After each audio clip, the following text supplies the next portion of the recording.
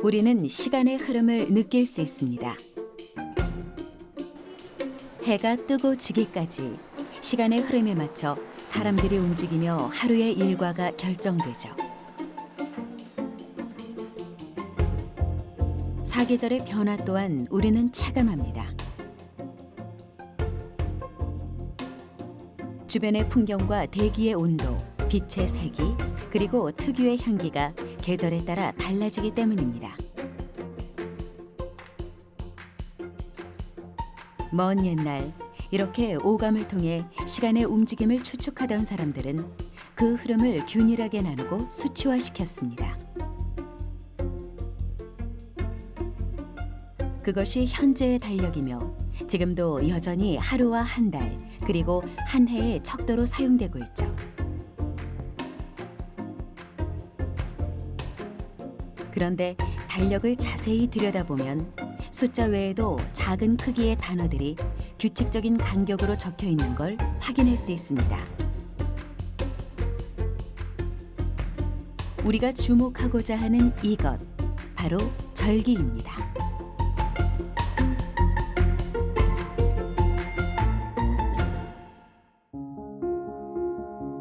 시간의 흐름에 따라 형태가 다르게 비치는 달. 손톱 모양의 초승달부터 완전한 형태의 보름달까지 지구에서 바라본 달의 얼굴은 시간의 변화를 반영합니다. 때문에 아주 오래전부터 사람들은 달을 시간의 척도로 삼았죠. 이렇듯 달이 차고 기우는 주기를 기준으로 만든 고대 달력이 순태음력입니다. 순태음력의 경우 한 달이 29.5일, 1년으로 환산하면 354.37일이 됩니다. 태양의 주기를 사용하는 양력과는 약 11일 정도 차이가 나는데요. 이와 같은 차이로 인해 순태음력의 치명적인 단점이 드러났습니다. 해가 갈수록 계절이 맞지 않게 된 겁니다. 12개의 음력 달의 일자와 그다음에 1태양의 태양년의 길이가 서로 같지가 않습니다. 예를 들어서 360일 기준으로 해서 1태양년은 5일이 더 많고 그다음에 12음력 달은 5일 정도가 모자랍니다. 태양과 달의 그 길이가 서로 10일 정도가 차이가 나고 그것이 2년이나 3년이 쌓이면은 한 달 정도 차이가 나기 때문에 윤달이라는 것을 우리가 특이하게 집어넣는 것이 우리가 알고 있는 음력인데 그럴 때 음력을 집어넣을 때 음력을 어떻게 집어넣을 것인가 하는 방식을 이 절기를 사용을 해서 이제 음력을 집어넣는 그러한 그 방법을 택했습니다. 계절의 변화를 고려하지 않은 순태음력을 보완하기 위해 고대 천문학자들은 몇 해마다 한 번씩 29일 혹은 30일의 윤달을 끼워 넣었습니다. 그리고 양력의 성질을 지닌 특수 장치를 설계해 놓았는데요. 그것이 바로 절기입니다. 절기란 한 해를 24수로 나눈 계절의 표준을 의미합니다. 입춘, 동지, 하지, 경칩과 같은 용어를 들어본 적이 있을 텐데요. 해의 위치에 따라 계절이 변하는 만큼 절기는 양력의 한 장치입니다. 날짜의 흐름은 달의 운동을 따르고 계절의 이치는 태양의 운동을 따르기 위해 만들어진 융합 달력. 그것이 우리가 음력이라 부르는 태음 태양력입니다. 절기의 역할이 달력의 진화를 이끌었던 것이죠. 절기가 양력이냐 음력이냐 이렇게 물어보시는 분들이 간혹 있습니다. 이제 이게 약간 오해에서 비롯된 것인데요. 우선 정확하게는 24절기는 태양의 운행으로만 결정이 되는 날짜들이에요. 24개의 날짜들이고 우리나라 음력을 태음 태양력이라고 정확하게 부를 때 얘기를 하거든요. 이 태음 태양력이라고 부르는 이유가 우리나라 음력이 우리가 사용하고 있는 음력이 태양의 요소와 달의 요소 이 두 가지를 모두 고려해서 달력 날짜를 만들기 때문입니다. 고대 농경 사회에서 절기란 태양의 주기로 설계된 농사용 달력이었습니다. 작물의 성장은 기온과 일조량에 따라 결정되기 때문에 절기에 따른 계절의 변화 지표는 한 해 농사의 스케줄표가 되었던 것이죠.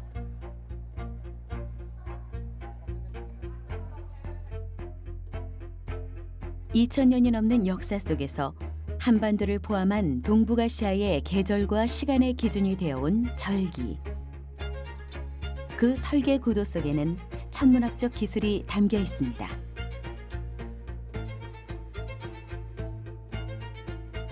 고개를 들어 하늘을 올려다보면 관측자 중심에서의 하늘은 반구형의 세계로 형성됩니다. 이를 천구라고 부르죠. 천구상에서 태양이 움직이는 길을 황도라고 하는데요. 황도와 천구의 적도가 만나는 춘분점을 기준으로 태양의 위치 변화를 15도 간격씩 점을 찍습니다. 총 24개의 점이 형성되는데 태양이 각 지점을 지날 때 해당하는 계절과 기후를 체계적으로 정립한 것이 바로 24절기입니다. 이는 곧 1년을 약 15일씩 나눈 것과 같은데요.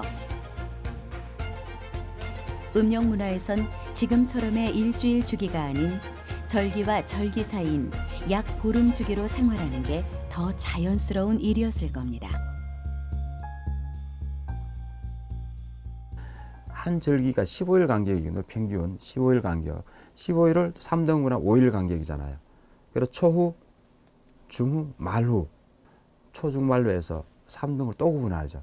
그래서 어떤가 오늘 내일은 날씨 변화가 안 느끼지만 5일 정도 지나면 느낌이 바뀌는 게 인지된다는 뜻이에요. 우리가 사람도 느끼지고 자연도 5일 정도 뭔가 변화를 드러낸다는 뜻이죠. 보면은 단풍도 5일이면 짙어지는 확 느껴진다든지 이런 식의 이야기들에 보면은 그래서 이런 이제 72후라 그러는데 24절기를 기라 그러고 줄여가 이 둘을 합쳐서 기후라 그럽니다. 이제 지금은 기후라 그러면은 뭐 기상 날씨 변화를 뜻하지만 이전 시대 기후라는 말은 24절기와 자연의 저루 변화를 이제 합쳐서 기후라고 표현하기도 했었습니다. 절기는 계절의 시작과 끝을 알려주고 기후를 나타내며 사람의 생활을 반영합니다.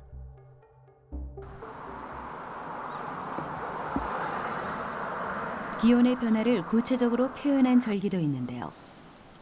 백로는 갑자기 밤 기온이 내려가며 대기 중의 수증기가 이슬이 되어 풀잎에 맺힌다는 절기입니다.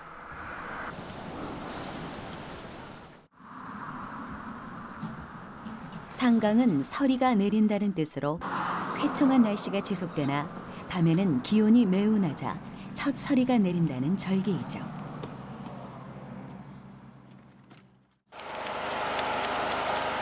농사와 직접적으로 연관된 절기도 있습니다. 청명은 날이 맑고 화창해지는 시기로 사람들은 이때부터 한 해 농사 준비를 시작했고 만물이 자라 가득 차는 절기 소만에는 모내기를 시작했습니다. 곡식의 종자를 뿌리기 적당한 시기인 망종 때는 모내기와 함께 보리배기가 한창이었습니다. 모든 게 다 농사랑 관련됩니다. 당연히. 일단 입춘부터 시작하죠. 1년에 절기가 시작하는 게 입춘이 되고 이때부터 봄이 시작되니까 이때부터 어떤 뭐 씨앗 준비를 어떻게 한다든지 이런 기준들이 이제 농서에 이런 게 농서 속에 다 기록을 해놓죠. 보면 이제 경험 지식이 쭉 전승돼 내려오고 지금은 이게 다 표준화돼 가지고 뭐 다 쉽게 이제 이해를 하지만은 조선 시대 또 이전 시대만 하더라도 알아보기 어렵기 때문에 그런 지식들을 누군가 정리를 하고 그 지식을 이제 뭐 말이나 향촌 사이에서 공유를 누군가 시켜내는 거죠. 보면.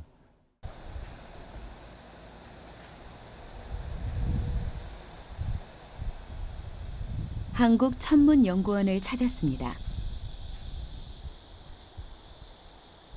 이곳에서 그 옛날 절기를 측정하는 데 사용했던 장치를 볼 수 있었는데요.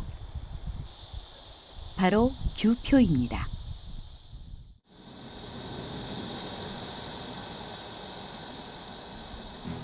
규표란 해가 하루 중 가장 높게 위치하는 남중 고도에 있을 때 막대기의 그림자를 측정해 1년의 길이를 설정하고 24절기를 알기 위해 사용하던 장치인데요. 태양의 그림자를 이용하는 원리가 해시계와 같아 절기 전용 해시계라고 할 수 있습니다. 규표는 24절기를 잴 수 있고 또 따라서 다른 해시계에 잘못된 부분이 있으면 고칠 수 있는 역할도 하였습니다. 그런데 규표가 처음 만들어졌던 것은 세종시기 약 20년 동안 세종 한양에 맞는 역법을 개발하기 시작했는데 이때 규표를 만들어야만 그 역법을 완성할 수 있다는 것을 알게 되었습니다. 그래서 이런 규표를 만들었고 실제로 좋은 역법을 만들게 되었습니다. 동아시아에서 가장 오래된 천문 관측기기 중 하나인 규표는 한반도에선 조선시대 때 처음으로 등장합니다. 조선의 천문학을 완성시킨 세종대왕이 40자 규표와 8자 규표를 설치해 절기의 변화를 측정했다는 사실을 실록을 통해 확인할 수 있는데요.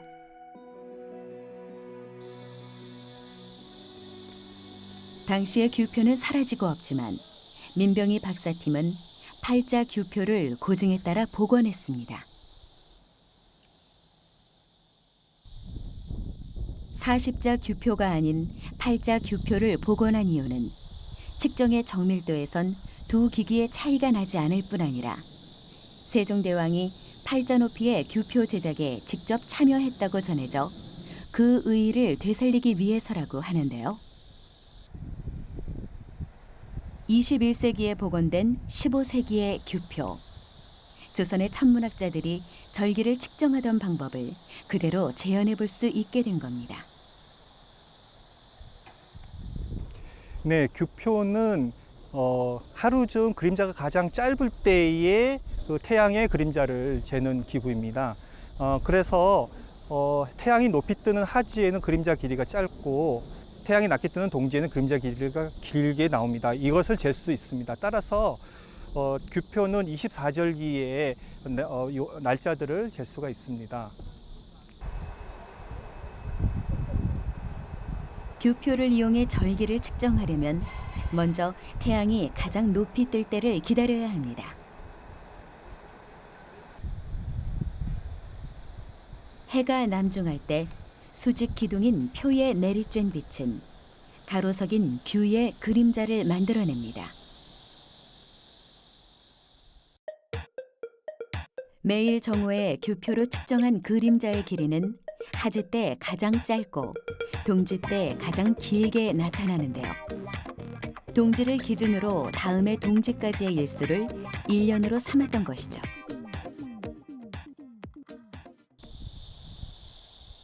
표 끝부분을 살펴보면 두 마리의 용이 수평 막대기인 횡량을 받치고 있는데요. 횡량에는 물홈이 파여 있어 물을 부어 수평 상태를 확인할 수 있습니다.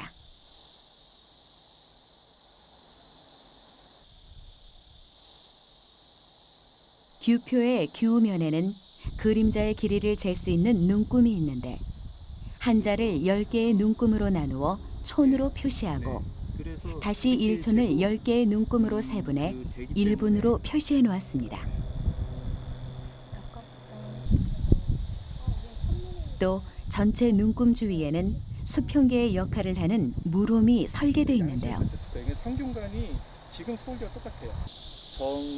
규면에 생긴 횡량의 그림자는 위치에 있는 눈금으로 그 길이를 알 수 있습니다. 그렇게 해서도 그리고 이러한 결과값은 절기를 확인하는 데 필요한 객관적인 기준이 되었던 것이죠. 좀 어렵게는 횡량이라고 하는데요.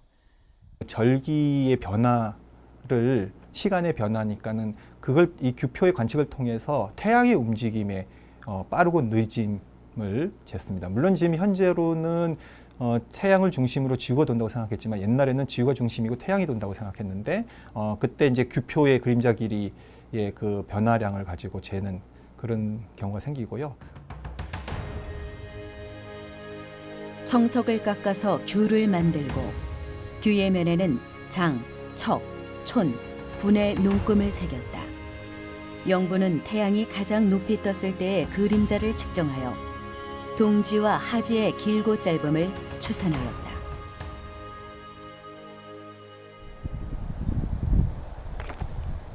문헌에 등장하는 규표의 정의 속에는 영부라는 장치가 등장합니다. 해의 그림자 길이를 정확히 재기 위한 특수 장치라고 할 수 있는데요. 영부는 표의 끝에 있는 횡량의 그림자와 태양의 상을 함께 맺히게 한 다음 횡량의 중심을 지나는 남중대의 그림자를 잡아내 측정하는 장치입니다. 마치 바늘구멍 사진기의 원리와 비슷한데요.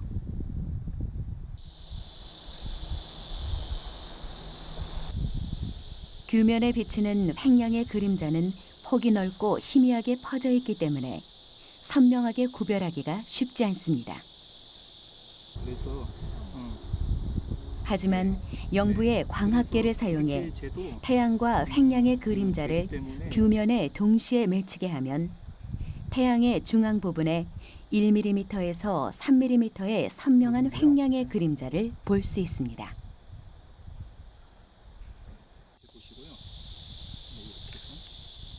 바늘구멍에서 규명까지의 초점 거리를 절기에 따라 조절할 수 있도록 설계한 영부 장치. 여기 지금 보이시 가로대라고 보통 2.07mm 이내의 정밀도로 측정이 가능한 규표의 광학 장치는 어디에도 남아있지 않아 복원에 더 큰 의미를 두고 있죠.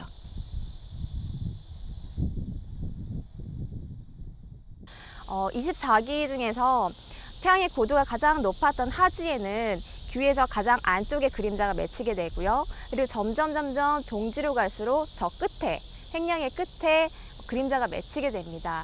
그러면 오늘의 날짜가 언제쯤 되는지도 알 수 있고, 그리고 특히 1년의 역법 계산에서 1년의 기준이었던 동지의 날짜를 알아서 그 동지의 날짜를 알고 그 기준으로 그리고 그 데이터를 가지고 칠정선 4편을 만드는 데에 세종대왕은 사용을 했었습니다.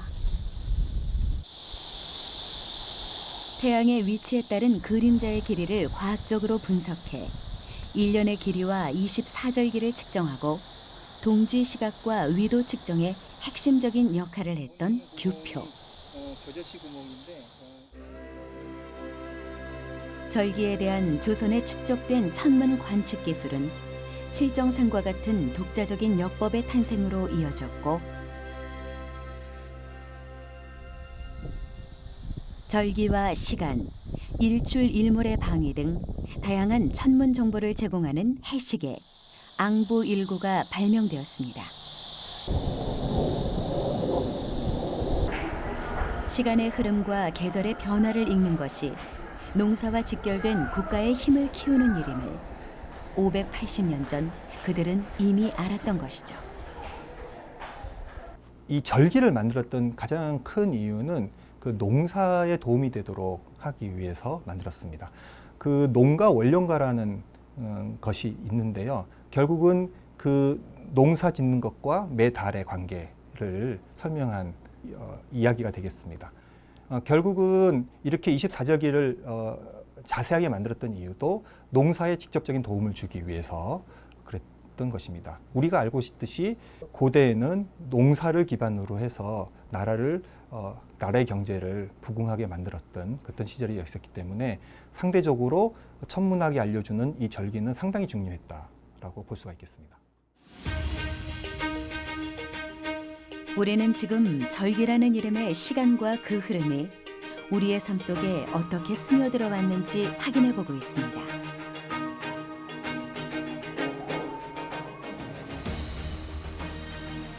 아주 오래전부터 사람들은 하늘의 이치와 시간의 움직임을 알고자 했으며 과학이라는 수단을 통해 이를 체계화시켰죠. 절기는 단순히 전해 내려오는 세시풍속의 이름이 아니며 현대인의 삶과 단절된 과거의 흔적 또한 아닙니다. 지금도 절기는 현대인의 생활 속에서 살아 숨쉬며 제 역할을 담담히 수행하고 있는데요. 그 시간의 표준은 과연 어떻게 우리의 생활과 연결돼 있을까요? 그리고 앞으로 다가올 우리의 미래에는 절기의 역할에 어떤 변화가 일어날까요? 절기의 현 위치와 미래를 짚어봐야 할 것 같습니다.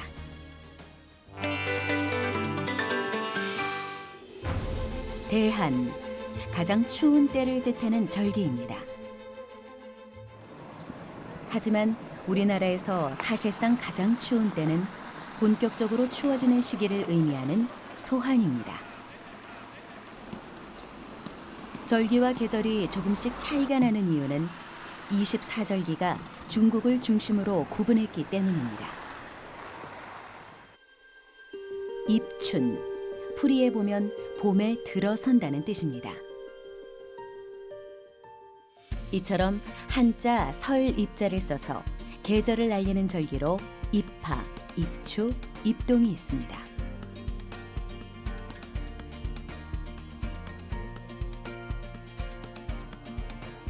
춘하, 추동, 즉 봄, 여름, 가을, 겨울, 사계절을 알려주는 절기인데요.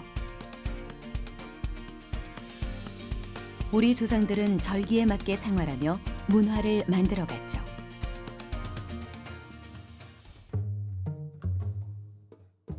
하지만 최근에 들어서 절기와 계절이 맞지 않는 경우가 많아지고 있는데요. 전문가들은 한반도의 절기와 계절의 차이를 발생시키는 요소로 기후 변화를 들고 있습니다. 과거 절기의 평균 기온과 최근의 절기 평균 기온을 비교한 결과 과거에 비해 최근 절기의 평균 기온이 상승했음을 확인할 수 있습니다.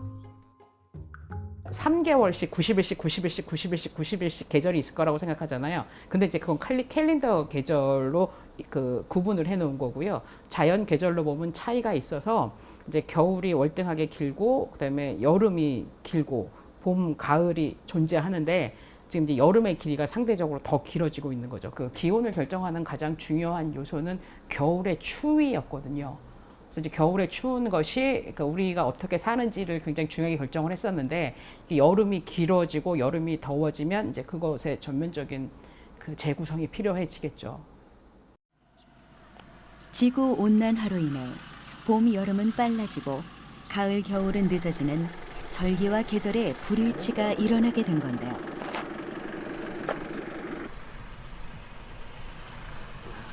지구 온난화는 우리의 먹거리와 연관된 농업에 커다란 영향을 줍니다.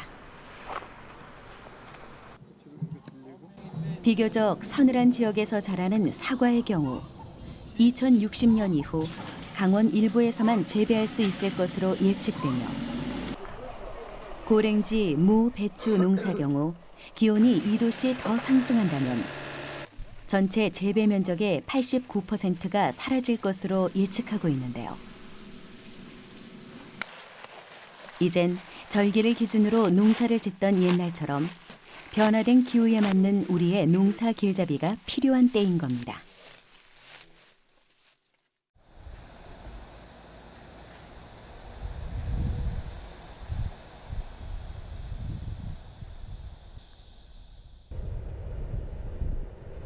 한국인의 식량 문제에 대한 특별한 연구가 진행되는 것을 찾았습니다.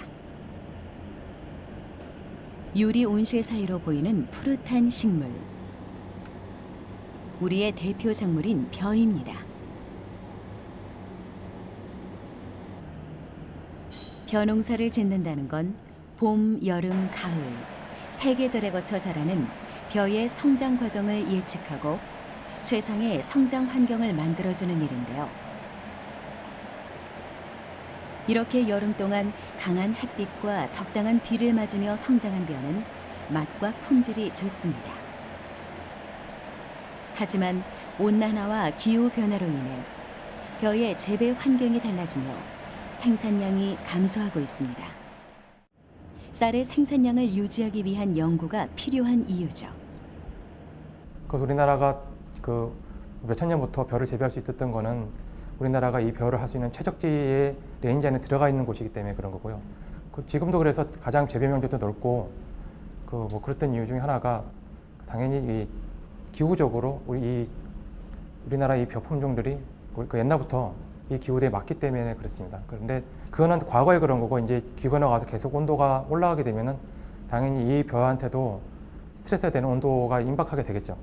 그래서 그 임박하게 되는 시점이 언제일지 또 그 시점이 오기 전에 우리가 무엇을 사수리는지를 해야 되기 때문에 이런 벼와 관련된 연구를 하고 있습니다. 한반도는 고온 다습하고 비가 잦은 몬순기후 지역으로 벼 재배에 알맞은데요. 기상청에서 예측한 기후변화 시나리오에 따르면 현재 벼 재배 품종과 재배법을 유지했을 때 2090년대에는 쌀 생산성이 약 40%가량 감소할 것으로 예상됩니다. 먹거리 부족 현상과 직면하게 되는 것입니다. 김준환 박사팀은 기상청 기후변화 시나리오를 근거로 벼 생육 환경을 인공적으로 조절하며 벼의 변화를 연구하고 있습니다. 미래에 달라질 기후 환경 속에서 벼를 재배할 수 있는 대응 기술을 마련하려는 것입니다.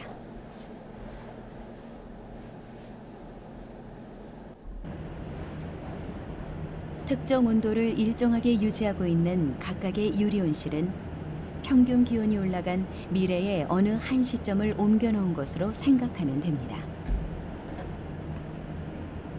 적당한 온도와 습기, 그리고 하늘에서 내리쬐는 햇빛, 벼가 있기에 알맞은 평균 온도는 22도라고 하는데요.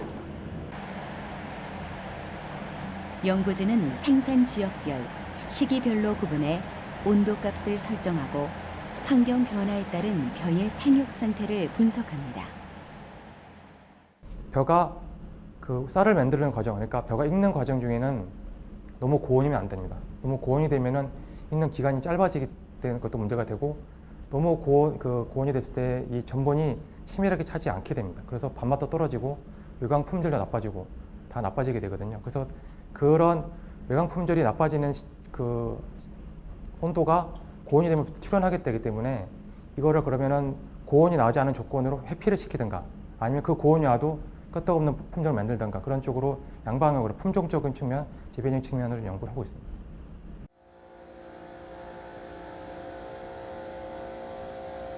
이산화탄소는 식물이 광합성을 할 때 꼭 필요한 원료임과 동시에 지구 온난화를 유발하는 주범이기도 합니다. 때문에 이산화탄소의 농도에 따라 벼에 어떤 변화가 일어나는지 관찰하는 과정이 필요한데요.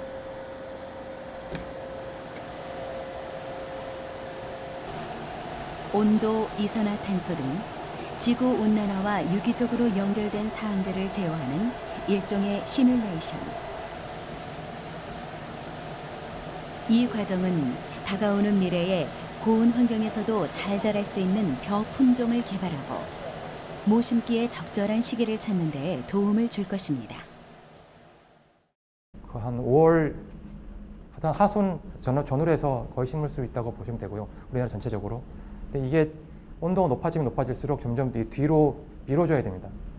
기후라는 게 수시간에 변하는 게 아니기 때문에 점점점 변하기 때문에 아마 우리가 이제 이항 적기를 뒤로 미룰 정도의 시기는 아마 한 세대 정도쯤이면 아마 올 수는 있을 텐데 아마 더 빠르게 올 수도 있고 더 느리게 올 수도 있겠지만은 지금 절기가 아마 안 맞을 수 있는 시점이 언젠가는 도래를 하겠죠. 절기에 따르면 벼를 재배하기 위해 망종에 모내기를 하고 서리가 내리는 상강 때쯤 추수를 합니다. 하지만 지구 온난화로 인해 그 시기는 점점 미뤄지고 있는데요. 그 옛날 농사 달력의 역할을 하던 절기는 지구 온도 상승의 위험 신호를 알려주는 지표 역할을 하며 과학 기술과 만나 미래를 준비하고 있습니다.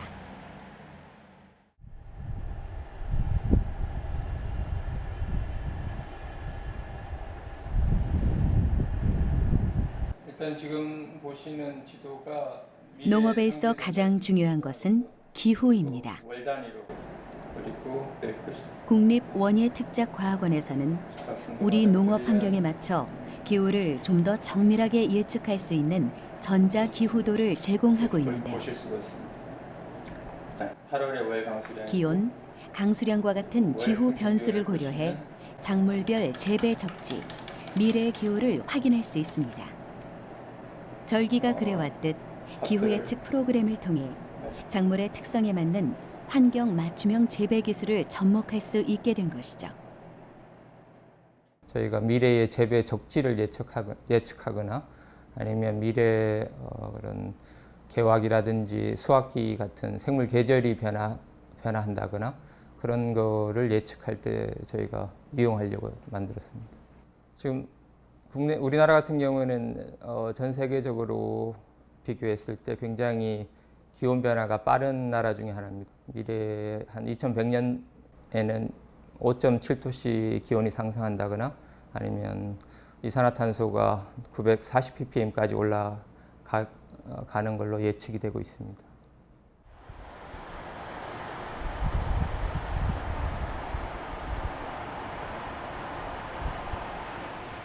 과일의 경우도 크게 다르지 않습니다.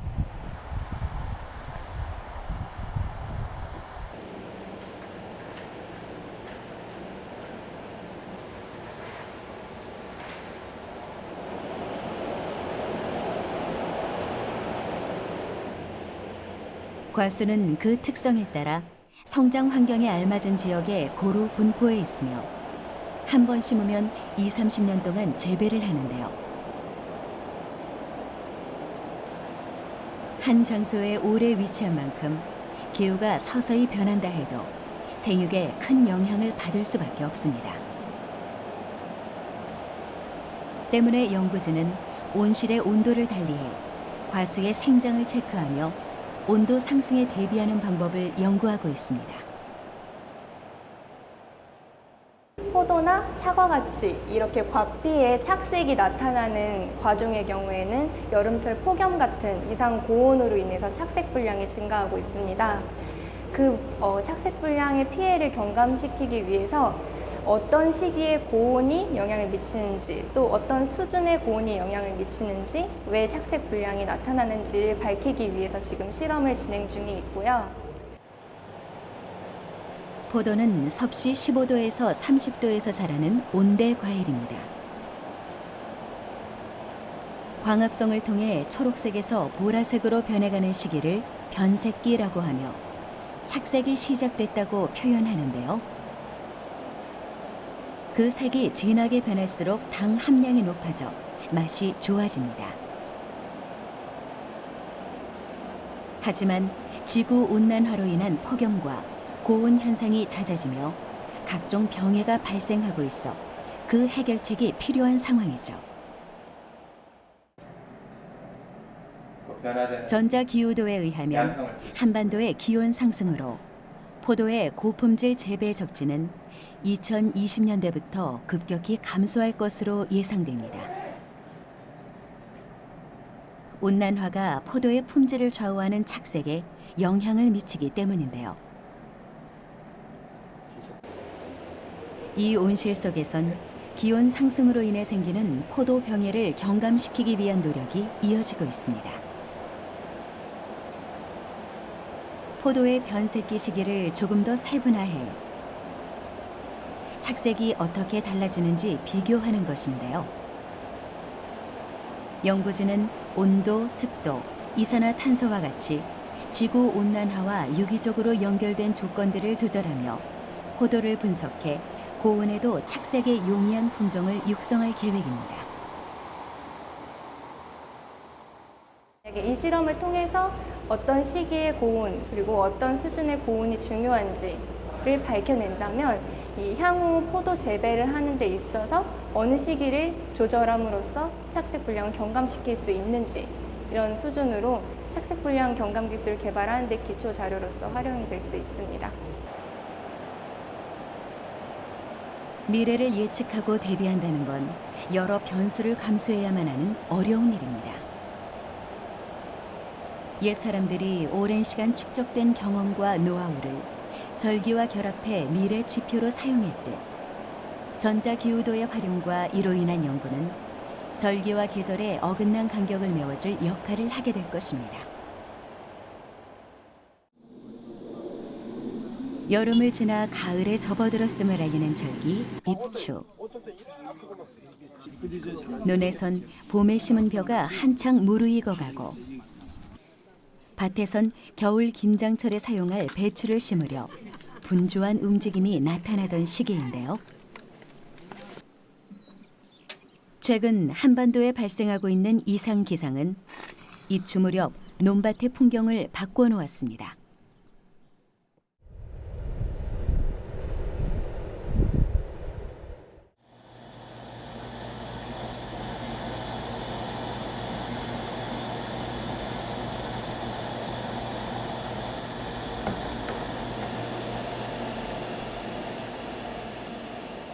드넓은 밭이 아닌 작은 온실에 자리 잡은 배추가 눈길을 사로잡는데요.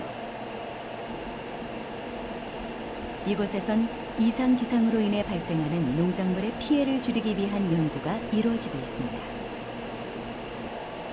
이상 고온, 이상 저온 등 갑자기 추워지고 더워지는 기상 현상을 인공적으로 조성해 농작물의 피해 정도를 알아볼 수 있죠.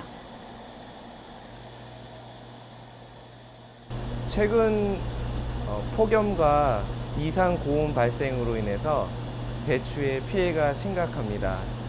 그거를 대비하기 위해서 미리 고온에 의한 배추의 피해 정도를 예측하기 위한 광합성 모델이라든가 생용 모델을 개발하고 있고요. 거기 개발된 모델을 이용해서 피해를 줄이기 위한 경감 기술까지도 개발 중에 있습니다.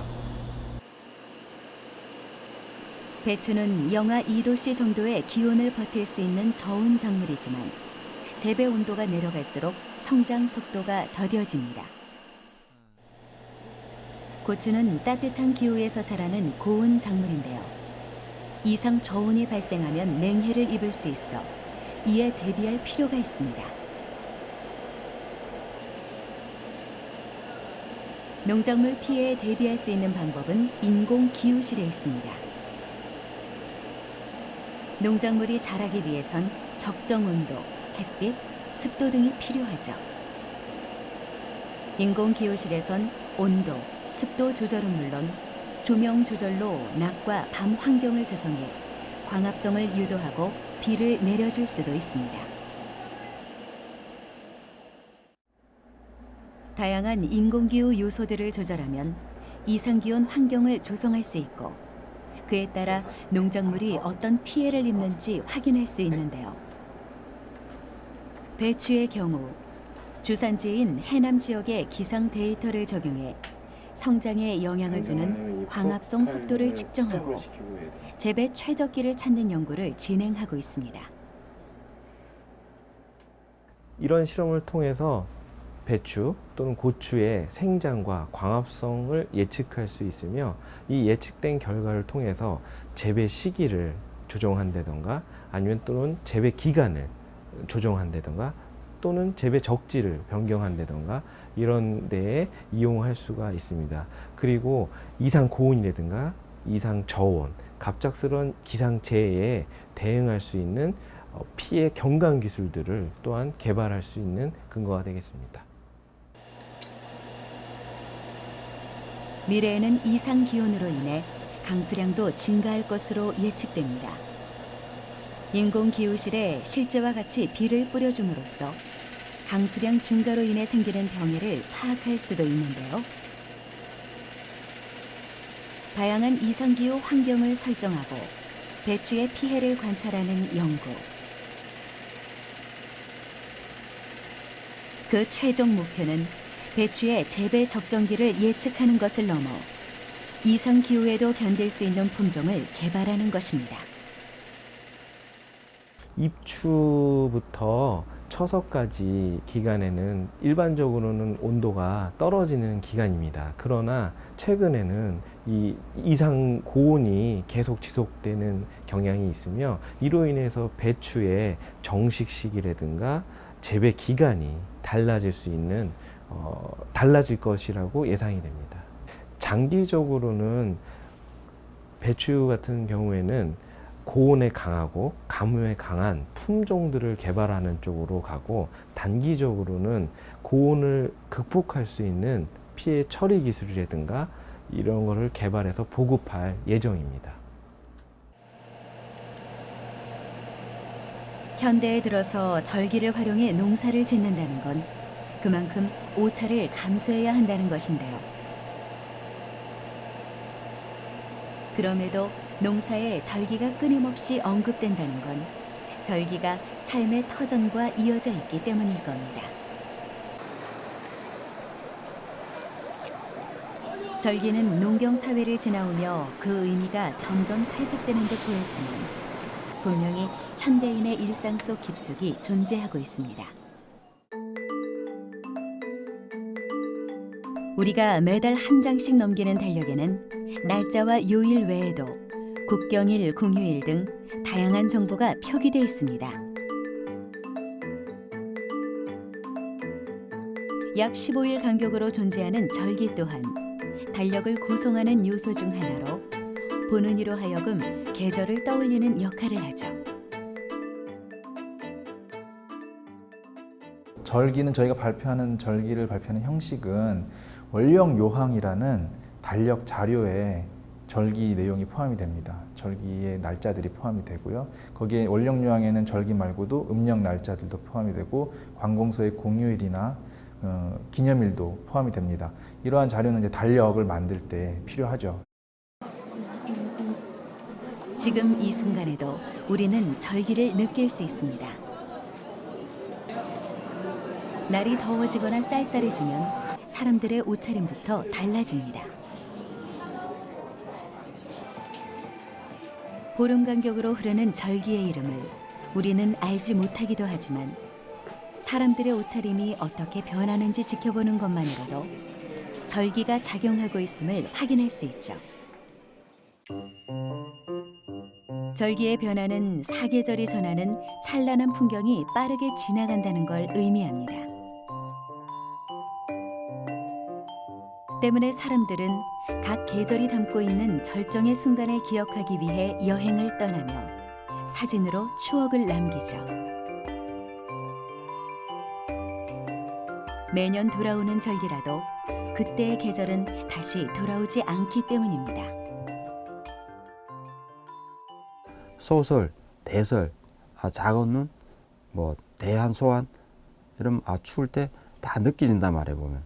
그러면은 굳이 이제 달리 확인하지 않아도 말만 들었을 때 어떤 계절 감각인지를 쉽게 공유할 수 있기 때문에 이건 아마 우리가 생활 지식으로 접근해서 인식하고 이해할 필요가 있지 않을까 이렇게 생각합니다. 과거의 절기는 1년 4계절 365일을 보다 세분화해 계절의 변화를 전해주고 시간의 흐름에 따라 변화하는 기후를 알려주었습니다. 그리고 현대에 들어선 절기는 지구온난화로 인한 계절과의 불일치로 그 실효성에 의문을 갖게 했지만 오히려 기후변화의 지표로서 필요성을 증명하고 있죠. 예를 들어서 경칩이 되면 봄이 온다는 것을 우리가 알고 준비를 한다든가, 그다음에 동지가 오기 전에는 눈이 많이 내린다든가, 이런 것들은 다 절기가 말해주는 요소들이거든요. 그래서 아직도 절기를 잘 이해하면은 생활에 많은 도움을 준다라는 것을 알 수가 있겠습니다. 절기는 농경 사회를 지나오며 잊혀진 것처럼 보였습니다. 하지만 또 다른 모습으로 절기는 현대인의 생활에 직간접적으로 영향을 주고 있었습니다.